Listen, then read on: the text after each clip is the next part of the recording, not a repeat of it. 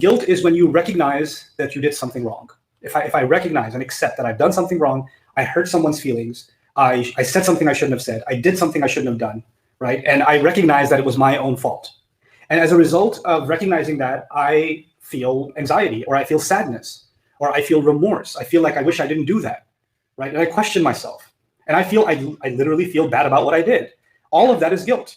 In fact, guilt even includes that I have empathy. I feel for the person I caused hurt to. I did this and this to them. I said this and this to them. I treated them in this way. And now I feel bad for them, for the pain that they're going through. That is all guilt.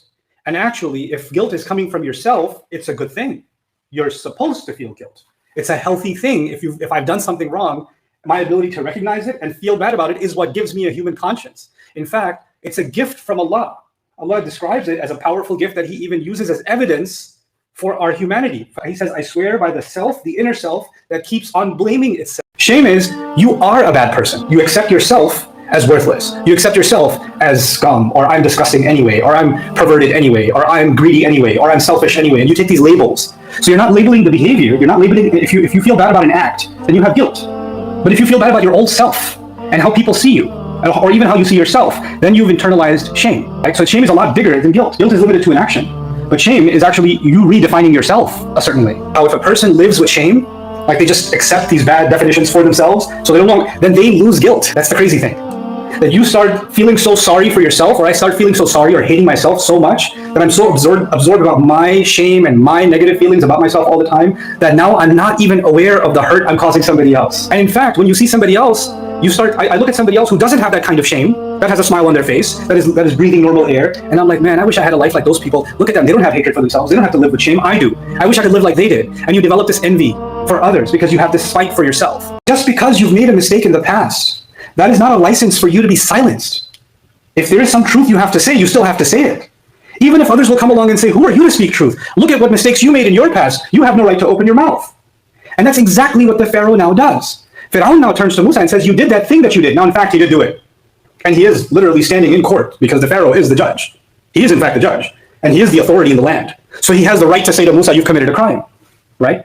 In other words, I should be reminded that I've done something wrong and it can do harm to others. There's a context in which someone can actually tell you, you've done something wrong, don't do that again. But the Pharaoh is not doing that. He is saying, how dare you challenge any wrong that I'm doing while you had committed a crime? In other words, the best defense, they call this, the best defense is offense. Instead of me actually acknowledging what I'm doing wrong, the best thing I can do is turn the tables and make the subject you instead of myself.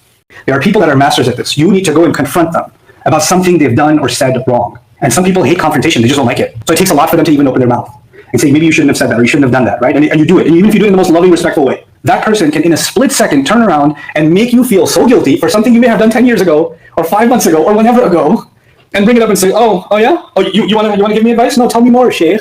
Tell me more, Sheikha. No, please, you're the Sahabi around here, right? So why don't you just tell me? Because you haven't done anything in like the last.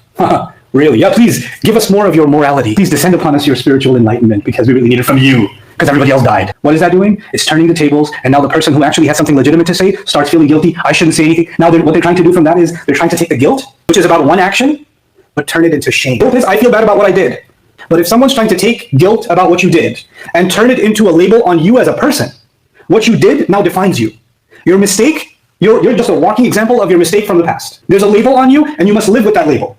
Imagine if life actually worked that way. If you and I were defined, our entire being, our self-worth, our perception by people, others, and even the way we see ourselves is entirely defined by the worst things you've ever done. The lowest parts of your life, the lowest point in your life, where you look back and say, I can't believe I messed up that bad. You can even look back and say, how could I have stooped that low? How could I have had that low? You feel horrible about it, but you know what? No, what shame does is, that low, that's the real you. All the other good things you do, that's all fake. All the remorse you feel, nah, you're not really guilty. This is who you really are. And this is what's slammed on someone. And look at how Pharaoh does this ingeniously. You are from those who are in denial. Meaning, he's no longer, in that first part, he was questioning an act, which is supposed to instill guilt. But in the second part of that ayah, he's no longer questioning an act, he's putting a label on Musa. You are from the kafirin, you are from those who deny. You're the kind of person who does wrong and denies they ever did anything wrong. This is the Pharaoh's way of saying to Musa that he's narcissistic.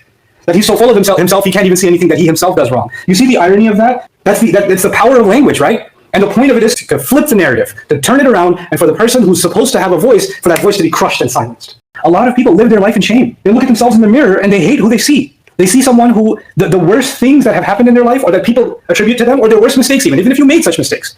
I'm pretty sure your mistake doesn't amount to anywhere near murder. You understand? Like, this is not a small mistake. And Musa alayhi salam has in fact made that mistake. He has made a mistake. He even acknowledged that mistake the moment he made it. So he had guilt the moment it happened. And Allah showed us how healthy guilt is supposed to look. That's in Surah Al-Qasas. When one day we'll have a khutbah about guilt, that's the place to look. Because now a person's made a tremendous mistake. That's not who they really are. He's not a serial killer. He's not a murderer. He's not someone who doesn't have regard for human life. He lived a life of faith, of goodness, of generosity. And all of a sudden, he's made one of the worst mistakes a human being can make.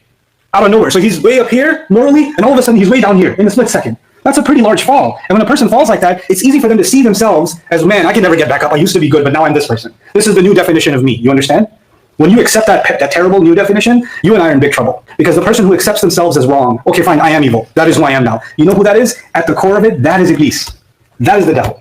The shaitan accepts himself as evil and is refusing thereafter to think of himself as anything better, even though Allah created him much better. And he has that himself, that hopelessness, that constant self-attribution, and he wants that shame for you and me. He wants us to accept that for ourselves. And so Musa alayhi salam is now being slammed with starting point, the guilt, and then the shame. A normal person, when they're shamed like that and guilted, on top of that shamed like that for that dubious purpose, most people like that, they buckle and they collapse. I'm sorry I said anything. I'm sorry I opened my mouth. You're right. I am worthless. A person will start developing even more hatred for themselves. They can develop a feeling of like worthlessness. What does Musa alayhi salam do? Or his answer is so remarkable. He doesn't respond to the shaming at all. Like he didn't even say it. There is no response to the labeling of Musa. No, I'm not from the kafirin. I'm not into nothing.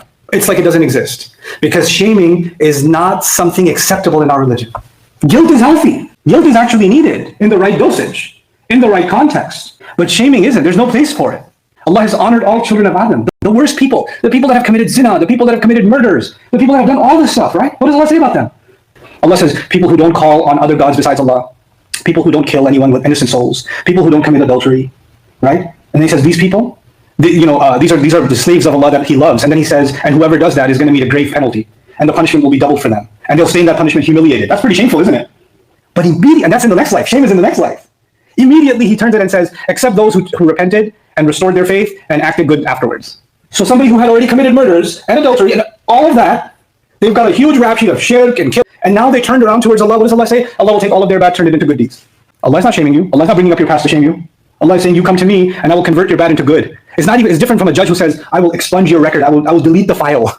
It's not that. I will take your crimes and turn them into good deeds. There's no room for shaming in our religion. There's no room for labeling a person with a characteristic that sticks on them. There's no room for that. There were people who were the worst enemies of the Prophet ﷺ. We used to call them the munafiqun, the hypocrites in Medina. And the Muslims were not allowed to call them munafiq. We were not allowed to call somebody a hypocrite because it's something inside the heart. Because when you judge somebody's heart, you're judging their entire being. This is the one thing that represents the entire being. And this is the one thing no human being can see. So I can't judge I can judge an action. I can say you lied.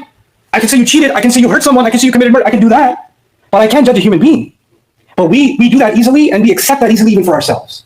Musa alayhi salam stays on point. He says, فَعَلْتُهَا إِذًا I did it at the time. Yep. So when he said, you did that thing you did? He said, yep, I did it. You're right. What is guilt? To acknowledge you did something wrong. To acknowledge it. And he says, I'm not denying it. I did it. Well, and I was from those that were lost. He's not saying, I was misled, I was confused by somebody else conned me into it. No blaming anybody else. Look, and another person did con him, by the way. He was conned. And he even acknowledges that in the story. But now when it comes to owning up, even when you and I mess up, other people had a hand in it. That's the reality.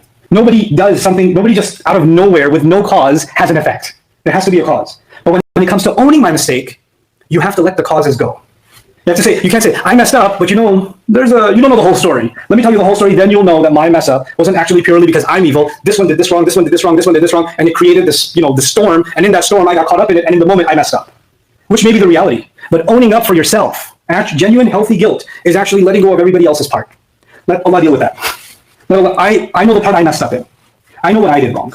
And I did in fact do it wrong. And I was lost myself. He doesn't even say, well, I was misled by someone else. He says, I was lost myself. I slipped up myself. Then I ran away from you when I feared you. Well, he now has the courage to say that guilt came with fear. And that fear was so powerful that it made me run away from all of you, run away from the consequences. And then he says, فَوَهَبَ لِي رَبِّي حُكْمًا وَجَعَلَنِي مِنَ الْمُرْسَلِينَ. I love it. He says, my master gave me firmness. He made me strong. Beautiful words in the Quran to tell us that when guilt makes a person weak, Allah, and shame rather, makes a person weak, Allah can give you strength again. You can overcome that shame. My master gave me firmness. Someone else can see you and all they see is the worst of you. Doesn't matter what you do. Doesn't matter when you did wrong or what you did or whether you did it or not. They've decided to see you in a certain way and that will never change. They cannot see you any different. They've made up their mind. Your job is not to change their mind. You're not there to convince anyone you're a good person. Your job is to understand you cannot accept their definition for yourself. You can't accept their definition for yourself. You have to accept the definition of yourself that comes from Allah Himself. Muslim, Ta'ib. imperfect. Someone who makes mistakes and then comes back to Allah and asks for forgiveness. Someone who's struggling. Someone who's trying to do better. Allah has not abandoned you. You don't get to abandon yourself. I don't get to abandon myself. I don't get to develop hatred for myself. I don't have that right because I don't own myself. Allah has ownership over me. And Allah has given me an honor that I can't take away. We honored the children of Adam. So even in this most humiliating, intimidating conversation, Musa owns up to the mistake, but doesn't let the mistake define him. You see that? And then he shows how do I know the mistake doesn't define me? Because Allah himself, after my mistake, chose me. Not before my mistake, after my mistake, Allah chose me. You know, nowadays it's hard to get a job if you have a criminal record. And when a person owns up to their mistake with genuine guilt they feel towards the wrong they did to somebody else, and they turn to Allah in repentance, and they make amends, they make things right, then to them, to Allah, that person is honored. They may be shamed by people, but they're honored by Allah. And that's something we have to internalize. It's very powerful. This is like, it's spiritually very empowering psychology that helps us combat against these waves of shame that may be rooted in some legitimate guilt, but guilt is not something you live with for your entire life. You made a mistake in your past, okay, but you don't get to review it every week.